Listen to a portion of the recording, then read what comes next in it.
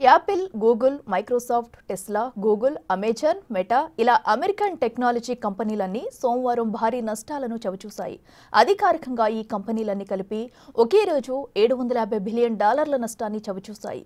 ఇందులో ఒక్క Apple కంపెనీనే $174 billion నష్టపోయింది. మన ఇండియన్ కరెన్సీలో చెప్పుకోవాలంటే దాదాపు 15 లక్షల కోట్ల సంపద ఒక్క రోజులోనే ఆవిరైంది.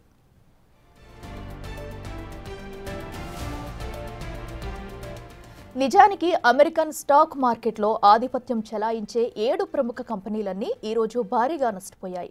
మార్కెట్ ఒడిదుడుకుల దెబ్బకు కుప్పకూలాయి. ముఖ్యంగా నాస్డాక్ భారీగా పతనమైంది.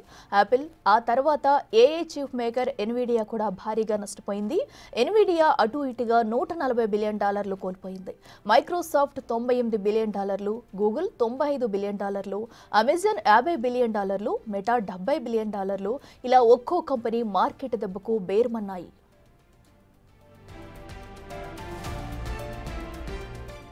ఇక టెస్లా పరిస్థితి అయితే దారుణం. డిసెంబర్ నుంచి ఇప్పటి వరకు తన కంపెనీలో సగానికి సగం కంపెనీ విలువను కోల్పోయింది. సోమవారం ఒక్కరోజే $130 బిలియన్ కోల్పోయింది టెస్లా.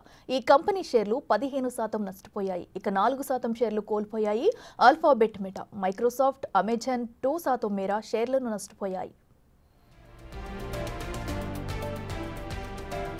సెమీకండక్టర్ ఇండస్ట్రీలో ఉన్న కంపెనీలకు కూడా రక్త కన్నీరే అని చెప్పవచ్చు. తక్కువలో తక్కువగా 3% మేర నష్టాలను చవిచూశాయి ఈ కంపెనీలు.